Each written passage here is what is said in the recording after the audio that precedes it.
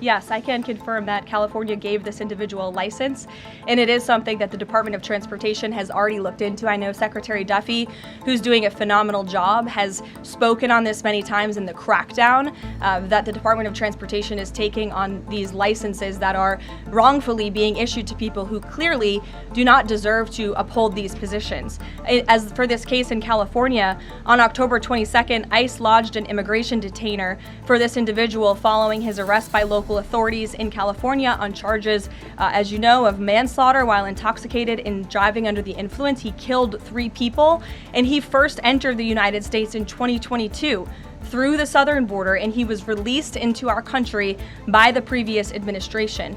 So now ICE has lodged a separate detainer for this individual, and these tragedies are following a disturbing pattern of these criminal illegal aliens being issued commercial vehicle licenses. And so yes, the Department of Transportation is absolutely cracking down on that. I'd defer you to them for any specifics.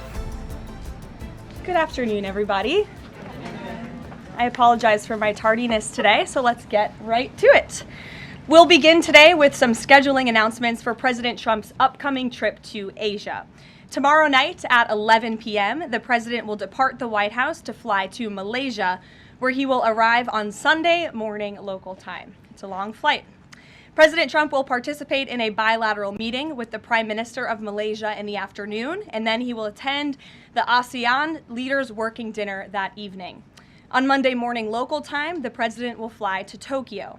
Tuesday morning local time, President Trump will participate in a bilateral meeting with the new Prime Minister of Japan.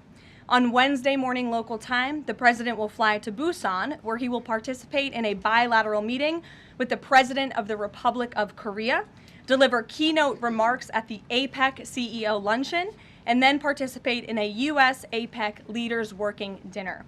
On Thursday morning local time, President Trump will participate in a bilateral meeting with President Xi of the People's Republic of China before departing to return home to Washington, D.C.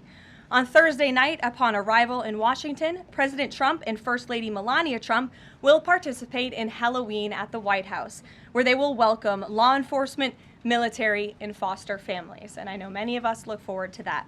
In other news, we are now on day 23 of the Democrat government shutdown.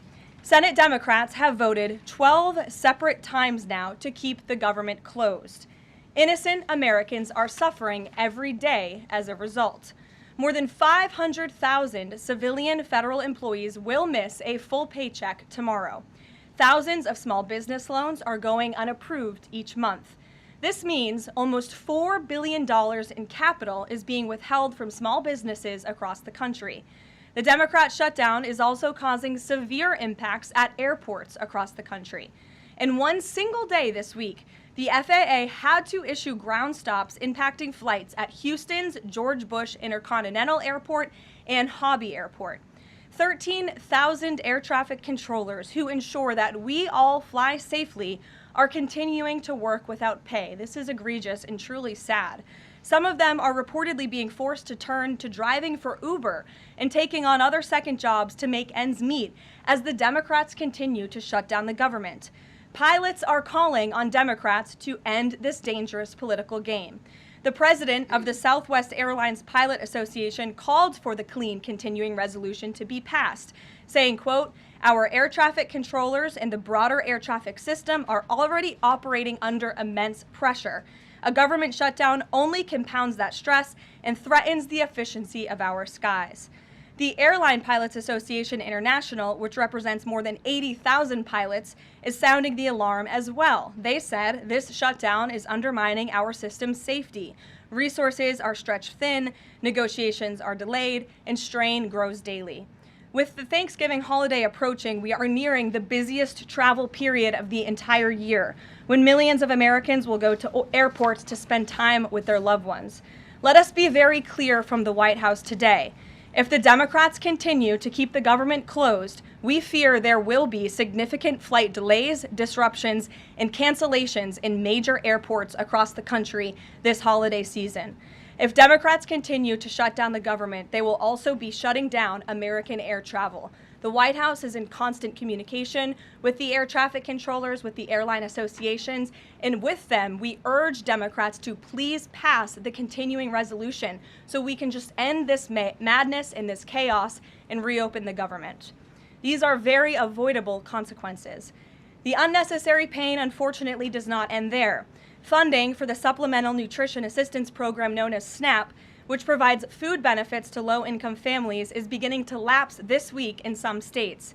If Democrats continue to hold Americans hostage, there will not be enough funds to provide SNAP benefits for more than 40 million Americans on November 1st. That is next week. Democrats are solely responsible for all of this unnecessary pain. Why are they doing it? To give taxpayer-funded health care benefits to illegal aliens, some of whom are violent criminals. During the 4 years of Joe Biden's administration, the Democrats forced Border Patrol to admit illegal aliens into our country with no legal status and minimal screening. A significant number of these individuals are the worst of the worst criminals: rapists, pedophiles, murderers, and even members of the terrorist watch list. Despite having no legal status, paroled aliens were able to file for work authorization, receive Social Security numbers, and access other benefits like Medicaid that are meant for Americans.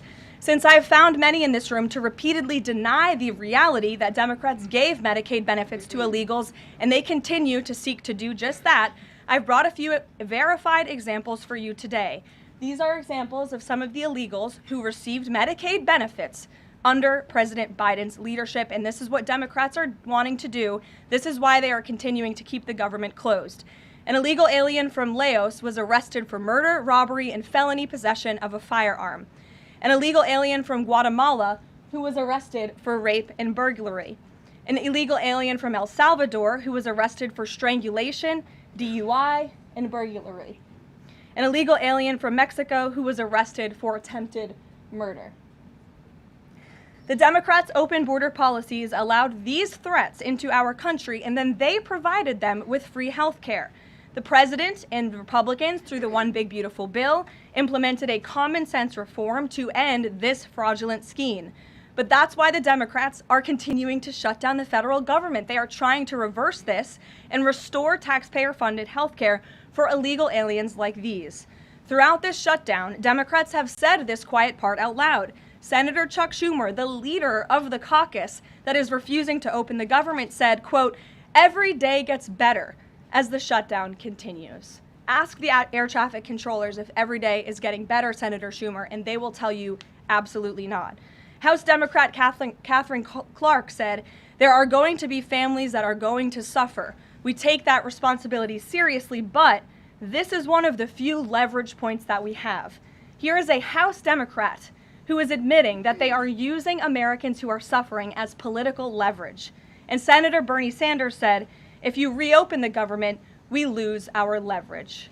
This is pure partisan games.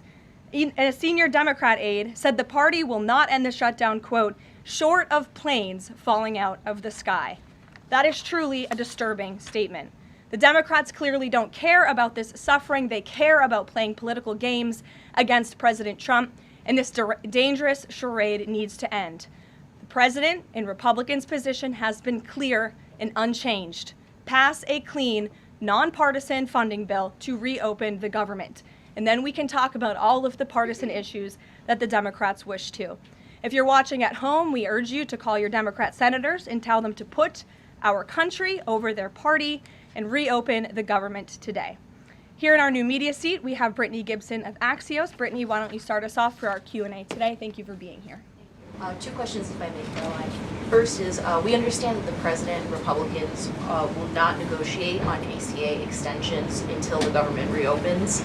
If and when that happens, what does the president think should be, or what are his plans for preventing rising healthcare costs for Americans? It's a very good question, and I'll leave that to the president to negotiate that when Democrats vote to reopen the government. When it comes to lowering healthcare costs, the president is deeply committed to this. It's why he has spent so much time and effort negotiating with Big Pharma. to lower the healthcare costs of prescription drugs. All of you have been in the Oval Office for multiple different announcements. We've had these most favored nations deals with these large pharmaceutical companies committing to lowering drug costs in this country. So it's something the president wants to do. And Brittany, one more point. I'll just point out the irony in Democrats holding the government and the American public hostage over a healthcare system that they created. The healthcare system was called Obamacare. Why? Because Democrats and President Obama implemented. And Republicans have always said it's a broken system, yes, but they caused it, and now they want to shut down the government to fix it. We need to open the government, and then we can have these very important conversations about healthcare. And the second, on H-1Bs and foreign students, during the campaign, President Trump said he wanted to make it easier for foreign students to work at U.S. companies, staple a green card to every diploma. But the changes from several agencies now on H-1Bs are adding more obstacles to that. The administration is being sued over those changes. Can you explain the changes in the president's thinking on H-1Bs? Administration will fight these lawsuits in court. The president's main priority has always been to put American workers first, and also to strengthen our visa system. We know for far too long the H-1B visa system has been spammed with fraud, basically, and that's driven down American wages. So the president wants to refine this system, which is part of the reason he implemented these new policies. These actions are lawful, they are necessary, and we'll continue to fight this battle in court. Garrett. Two questions on different topics, if you'll Sure. indulge me. On the pardon of Changpeng Zhao, and apologies if I'm mispronouncing that name, Binance has significant business interests with World Liberty Financial, the president's family's crypto company. How do you respond to the allegations from Democrats that this is a corrupt act? I would respond and say the president is exercising his constitutional authority to grant clemency requests. And the president and the White House have a very thorough examination of every pardon request that comes to the president's desk. It is thoroughly reviewed by the White House Counsel Office, and I spoke with our great White House counsel about the pardon after it happened. This was an overly prosecuted case by the Biden administration. Even the judge in the case admitted that the Biden administration was pursuing a egregious over-sentencing of this individual, and the previous administration was very hostile to the cryptocurrency industry. So the president wants to correct this overreach of the Biden administration's misjustice, and he exercised his constitutional authority to do so. And to the Democrats, I would just say there's nothing more corrupt than what President Biden did on his way out the door, pardoning his extremely corrupt son and many of his associates. On the ballroom, the first of which will probably be several questions about this today, I imagine. Is it a big story? It seems that way. The president's cost estimate has changed several times. I think it's up to $300 million now. Given the nature of all this, will the White House commit to releasing all of the donors and how much they're spending and how much of his own money the president is putting on the line to this? We have released the full list of donors thus far. Perhaps there will be more people who want to generously contribute to this project. And the president, yes, has committed his own resources. And when he releases that information, which I'm very confident he will, you will all see that. We'll see a dollar figure from the president? Yes, you will. And I would also just add the president has been incredibly transparent. I would reject any notion otherwise when it comes to this ballroom project. It's something he personally has obviously taken an interest into and has talked with all of you in this room many times about. You have seen the model in the Oval Office. Last night he showed that for you. But when this plan was presented and when these renderings, as soon as they were complete, the president directed me to come out here and to share them with all of you. I did an entire opening remarks about what this ballroom project was going to look like. With any construction project, there are changes over time as you assess what the project is going to look like, and we'll continue to keep you apprised of all of those changes, but just trust the process. This is going to be a magnificent addition to the White House for many years to come, and it's not costing the taxpayers anything. The president is privately funding this ballroom addition to the White House grounds. Jennifer. To follow up on that, one thing that's not in the president's model is the East Wing bunker, the president's emergency operations center. Can you say if his update, that $300 million, does that include the cost for upgrading that bunker? Look, like any security enhancements that are made on the White House grounds, those will be made and maintained by United States Secret Service. As for the cost of the ballroom and the construction itself, all of that is going to be, like I've said, privately funded and paid for by the president himself and many generous patriots who have stepped up. Is included in that funding? Correct. Okay, and then can you say Well, that's right. I'll skip that one. Thanks. We just. Okay.